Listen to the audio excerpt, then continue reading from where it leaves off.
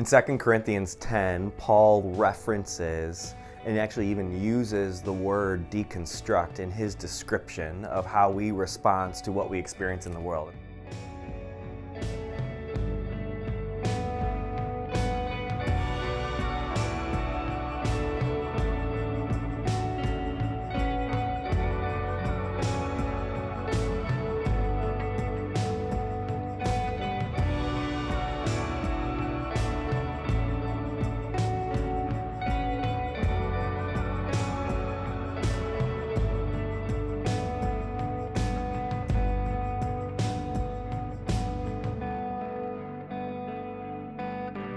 So I just want to read this passage for us as we think about how we deconstruct the things that we have experienced as we deconstruct our faith, as well as we deconstruct what we are considering as we follow Jesus. He says this, I, Paul, who am timid when face to face with you, but bold when away, I beg you that when I come, I may not have to be as bold as I expect to be towards some people who think that we live by the standards of this world. For though we live in the world, we do not wage war as the world does. The weapons we fight with are not weapons of the world. On the contrary, they have divine power to demolish strongholds. We demolish arguments and every pretension that sets itself up against the knowledge of God, and we take captive every thought to make it obedient to Christ. You know, that word demolish there is actually the same word that means to tear down, or it means to deconstruct. And so Paul is encouraging followers of Jesus to deconstruct any strongholds that they might have. Now, as we think about deconstruction in our relationship with Jesus and our faith, on one hand, that might be the deconstructing of the way we've been taught to follow Jesus. Because oftentimes, in the way we've been taught to follow Jesus, there have been things that have crept in to the descriptions of Jesus, experiences in a church community, poor theology, abuses and trauma and suffering, all that then cast a shadow onto our experience of the church and Jesus and Christianity. And so Paul would say that has a stronghold on you. That's holding on to you. And Paul would say that needs to be demolished. That needs to be dismantled. At the same time, he also aims that deconstruction here towards the way of the world.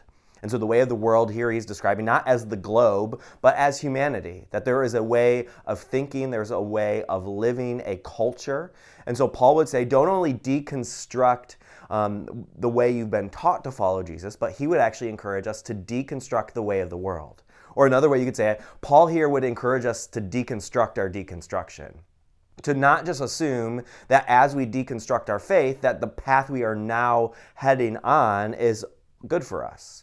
To consider, what if we deconstructed not only the path we are leaving, but the path that we are headed towards, and consider, is this actually helpful for us? Is this actually good for us?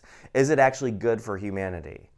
And so there's a way I want to give us to actually put this into practice in our own life, a simple, just 4 steps that you could do to go through your own process of deconstruction. So step 1 would be to take inventory of where your ideas come from.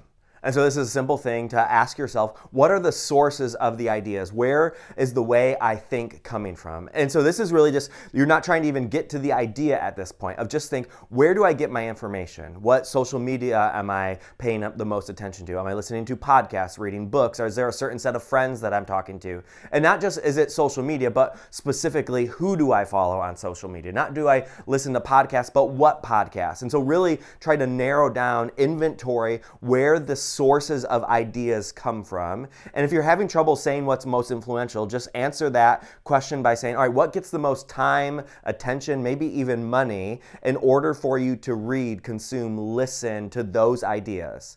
The next step after you take inventory of the ideas is to step 2, recognize the ideas they're sharing.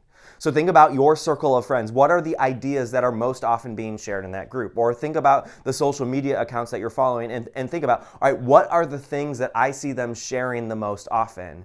And as you do that, begin to just write out some simple statements of, well, when I was with my friends and they were talking about politics, they said, as a Christian, I could only vote this way. And then write that down and say, all right, this is the idea that's being shared. Or maybe you listen to a podcast, and in the podcast they're talking about sexuality in the Bible, and they said something like, all right, well, Jesus never mentions sexuality in his teachings. Write that down and consider, this is the idea that's being shared. Or maybe on Instagram, you are following an account and you get the impression that, all right, I need to look this way, or I need to parent this way, that this is good, this is what's best. Write it down and consider, all right, this is the idea that's being shared. Then the third step is, after you know the ideas being shared, is to then dismantle those ideas, to pick them apart. And as you dismantle those ideas, there's two key things I want you to do, is to look, where did those ideas originate and where are those ideas headed? So you ask where they originate. If your friends have a particular idea that they're most often thinking and sharing, ask, all right, where did they get that idea? Where does that idea have its origins? If it's from a podcast, well, where did that person get that idea from? What are the origins of those ideas? And if we follow this idea out on its full course, where does that idea head? And so dismantle that. And I would suggest you do this with community. That don't just be you all by yourself, alone in a room and Googling and trying to figure it all out. Find other people who are following Jesus and other people who are willing to speak difficult truth, to maybe challenge you, to maybe offer a counter perspective to what you are thinking yourself, in order to help you evaluate, to really question and pick apart the ideas themselves. And then the fourth step, and I would suggest this is the most important at all, is to surrender your journey. In the process of deconstruction, it's not up to you to determine where the journey goes. You can't control the next step. You can't control the next step and where it's going to take you. And so instead of trying to control all this in order to fashion God in your own image according to your own mindset, allow God to lead you on this journey. There's not a pre-made map that's laid out that you know every step along the way. Instead, it's a journey, it's an adventure of following Jesus. That we don't know where he's taking us or where he's guiding us, but we're going to trust him and follow in it. And so when Paul uses this language, he says we have divine power to demolish strongholds. And so Paul is saying that the very thing that gives us the power to deconstruct both where we've come from and where we potentially will go is a divine power. The word power is the same word that would mean dynamite. That it's actually the gospel of Jesus. By the death and resurrection, it gives us a power that it completely disrupts where we've come from and where we potentially want to go. And the reason it does that is by the death and resurrection of Jesus, it actually brings the kingdom of God here. And I believe on the journeys that God is taking us, in our journey away from maybe our experiences in the church that stopped looking like the way that Jesus wanted it to look, and on our journey saying, it's not the way of the world that we want, that Jesus is reconstructing something that by the power, the dynamite power of the gospel, it will deconstruct those strongholds in order to construct the kingdom of God on earth as it is in heaven.